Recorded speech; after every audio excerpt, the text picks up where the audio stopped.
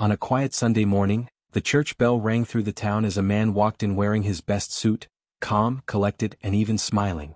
What no one knew was that just hours before, his family lay dead in their home, murdered in cold blood by him. They were the kind of family people pointed to with admiration, always well-dressed, always polite, always on time for church every Sunday. The father, Richard, was seen as a hard-working man with a stern but responsible demeanor. He managed a decent job at a logistics company and often spoke of discipline, faith, and family values. His wife, Claire, was soft-spoken and gracious, the kind of woman who never spoke ill of others and always had a warm smile at neighborhood events. Their two children, Emily and Jacob, were well-behaved and academically strong. Emily a straight-A high school sophomore, and Jacob the quiet boy in middle school who always said please and thank you. They were, by all visible accounts, the picture of suburban perfection. But perfection is a mask, and Richard had worn his well for years. Inside the home, the image was far more complicated. Richard was strict, not just in the ordinary way. He demanded silence at the dinner table. He monitored phone calls, texts, even Claire's grocery receipts. The children were punished for minor disobedience with lectures that could last hours, or worse, cold, cutting silence for days. Claire had once been an aspiring artist, but under Richard's rule, her canvas had been replaced by cleaning supplies and budgeting spreadsheets. She never questioned him in public and rarely in private.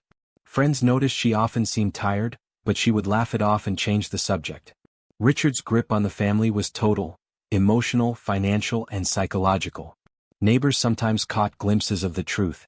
A scream one night, just a spider, Richard had explained with a chuckle. A bruise on Claire's wrist, clumsy in the kitchen. A teacher once asked Emily if everything was all right at home after she broke into tears during a pop quiz.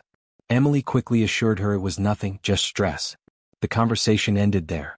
No one pushed further. After all, what could possibly be wrong in a family that looked so right?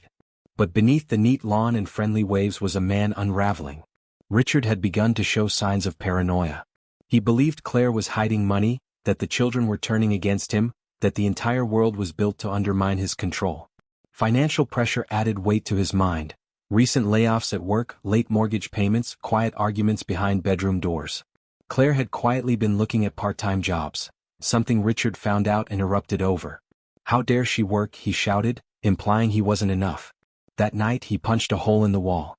The children never spoke about it, but the next morning, both were unusually silent and pale at school. Still, no one saw the spiral until it had already hit the bottom. Claire's sister once confided to a friend that she felt something was off about Richard. He's not just strict, she said. He's scary. But with no hard evidence and no confession from Claire herself, nothing came of it. The last time she called the house, Richard answered and said Claire was napping. That was a lie. Claire had been crying in the bedroom after Richard had accused her of cheating. There was no affair. Only control, only manipulation and growing fear. Then came the final week. Richard lost his job. Quietly, discreetly, and without warning to the family. He didn't tell Claire. Instead, he pretended to still leave for work each morning, spending his days driving around aimlessly. His anger, already boiling, became volcanic. That Friday, Claire made a simple request, that they have a family meeting to talk about finances and the future. To Richard, that sounded like betrayal. Like challenge. Like disrespect. He didn't show it though. Not immediately. He smiled. Said, sure, let's talk Sunday night. Then he began planning. The illusion had become a prison, and in Richard's twisted mind the only escape, the only control he had left, was to destroy everything he'd built before the world could take it from him. In his eyes, they were all better off dead than disobedient. And he would go on living, if only long enough to let the world see him one last time as the man they thought he was, calm, composed, devout. The mask hadn't slipped. He was about to rip it off himself. But no one, not a single soul in that town, had the slightest idea what was coming next. Not the neighbors. Not the church. Not even the victims sleeping in the very rooms he once called a home. The morning began like any other. The house sat still beneath a soft gray sky, birds chirping faintly in the distance as the town slowly stirred to life. Inside, the kitchen clock ticked steadily, its rhythm almost soothing. Richard had risen early. He moved with an eerie sense of purpose, as if following a schedule only he knew. He brewed coffee, buttered toast, and even folded the dish towel neatly over the sink. Every movement was calm, deliberate, too calm. It wasn't routine. It was ritual. Claire was the first. She was still in bed when he entered the room. There was no argument, no shouting. She barely had time to open her eyes before it happened. Richard struck with frightening precision, swift, cold, final. No words were exchanged. No warning. One moment she was asleep and the next, silence. Not even a scream. It was as if Richard couldn't risk hearing her voice, not even in her last breath. Her body fell limp, her hand still clutching a corner of the blanket. Emily was brushing her hair in the bathroom when she heard something, a soft thump, followed by the floor creaking in the hallway. She called out, "Mom?" No answer. The door opened slowly and her father stepped in. His face was blank, unreadable. She saw something in his hand. She didn't have time to run.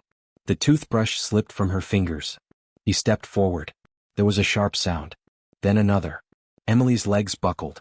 The mirror shattered as she fell against it, leaving behind a smear of red where her reflection had once been. Down the hall, Jacob sat cross-legged on his bedroom floor, playing with a small toy airplane. He was humming quietly, unaware that his world had already collapsed. When the door creaked open, he looked up and smiled. "Dad?" he asked, his voice filled with the innocent trust only a child could offer. Richard hesitated for the briefest second. His eyes locked on his son, the smallest, the purest. Maybe something inside him flickered, even trembled. But it didn't stop him.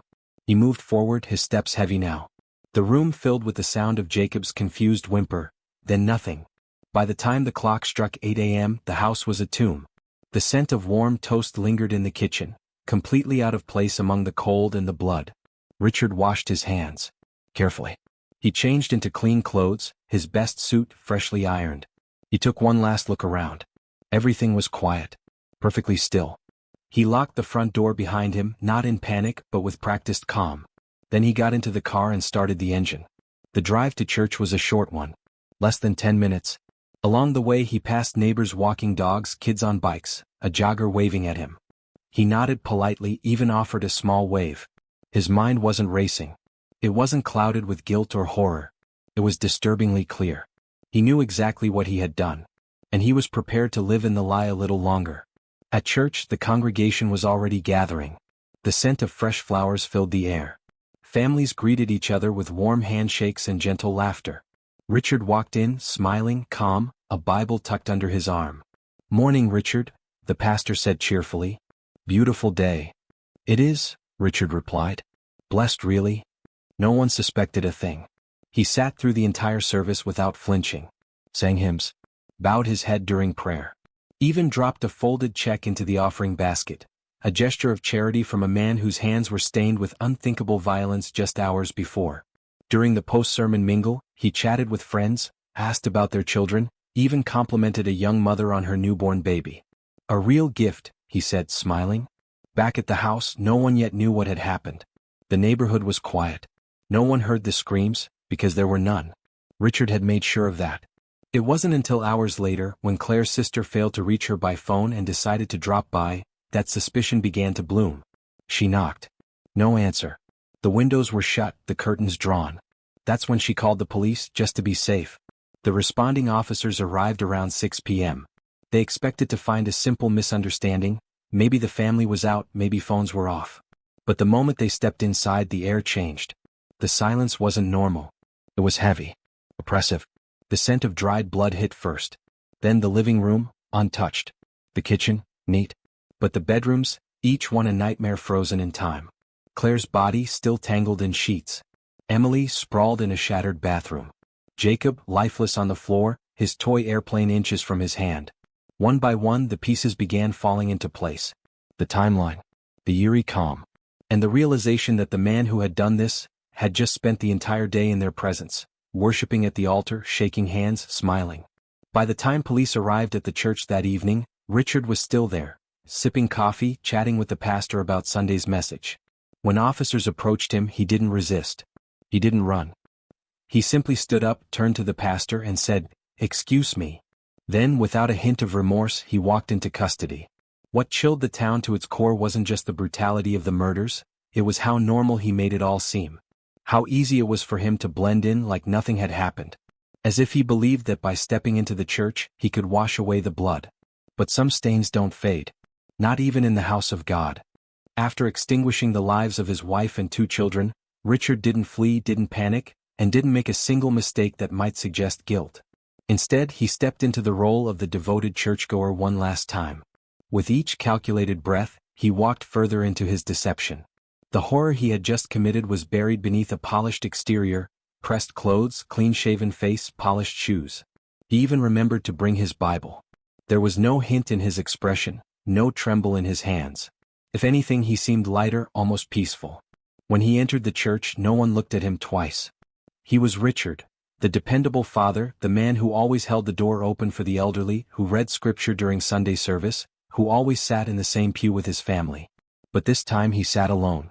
"Where's Claire and the kids?" someone asked casually before the service began. Richard smiled. "Running a bit late. Claire wasn't feeling too well," he said, voice steady, tone believable. The person nodded, unsuspecting, and went back to their hymnal. Throughout the service, Richard sang along. He bowed his head in prayer, even wiped at his eyes once, something that a woman sitting 2 rows behind thought was a sign of deep spiritual emotion. "He must really be touched today," she whispered to her husband.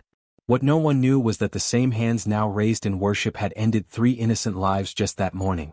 The chilling normalcy of his behavior is what haunted the town most after the truth came out.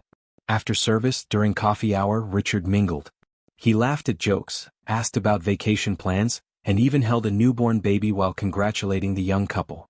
That photo, him holding the child, smiling warmly, would later be published in nearly every newspaper covering the story. A symbol of unimaginable contradiction, a murderer masquerading as a man of faith, cradling life with the same hands that had delivered death. But time was running out. Claire's sister had already started to worry. She hadn't heard from her since the previous evening, and Claire never missed her Sunday morning check-in. Her calls went unanswered, texts unread.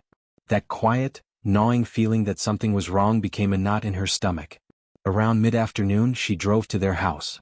The front yard looked ordinary. The car was in the driveway. The porch light, oddly, was still on. She knocked. No answer. Called out. Nothing. She walked around the house, peering through windows. All the curtains were drawn. That wasn't normal. She called the police. The first officers on the scene weren't expecting anything more than a wellness check. Maybe someone was sick. Maybe the phones were off. But the moment they stepped inside, everything changed. The stillness was unnatural. The air had weight to it. As they moved through the home, the scenes grew darker. First the living room, pristine and untouched, then the hallway where silence began to feel like a warning. Then they opened the bedroom doors. One by one. And the world seemed to freeze. Claire's lifeless body lay motionless, a terrible contrast to the gentle woman so many remembered. In the bathroom, Emily was sprawled on the floor, blood smeared across broken tile. Jacob's room was eerily quiet, his tiny frame folded beneath a Spider-Man blanket. His toy airplane beside him like a final innocent detail in a scene far too horrific to comprehend. The officers called for backup. The house was sealed off. Word traveled quickly, first among officers, then to the neighbors, and finally to the church. The shock was immediate. "What do you mean, dead?" one of Claire's friends asked, trembling. "All of them?" Heads turned. Confused whispers became panicked calls. That was when officers arrived at the church. They found Richard standing near the fellowship hall, sipping coffee, chatting casually with a deacon. When they approached, he didn't flinch. He didn't ask why they were there. He just turned to the man beside him and said, "Excuse me a moment," as if someone had simply interrupted a conversation. Then he placed the coffee cup down gently and followed the officers out. It wasn't until the booking process began that the facade started to crack. The detectives asked him why, not how, not when, but why. And for the first time, Richard's composure flickered. His response was flat, emotionless. It had to be done. No explanation. No regret. Just 5 cold words. That was it. As the news broke, the town erupted in disbelief. Reporters flooded the area. The local church became a media hotspot. People were interviewed, speculated, cried on camera. No one could reconcile the Richard they knew with the man now in custody for murdering his family. "He was always so proper," one man said.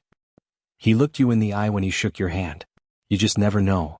During the trial, the prosecution painted a picture of a man who cared more about control than love. A man who saw his family not as individuals but as possessions. When he felt that grip loosening, through financial stress, his job loss, his wife asserting independence, he snapped. The defense tried to argue mental instability, but no one bought it. His planning was too meticulous. His calm demeanor too deliberate. He knew exactly what he was doing. He was found guilty on all counts. Life in prison without parole. But for those who lived in that town, the true sentence was memory. The memory of waving to him on Sunday morning, of hearing him sing hymns, of watching him cradle a child in the same hands that carried out unspeakable violence. The horror wasn't just in the crime, it was in how normal he made it all look. And that's what people could never forget.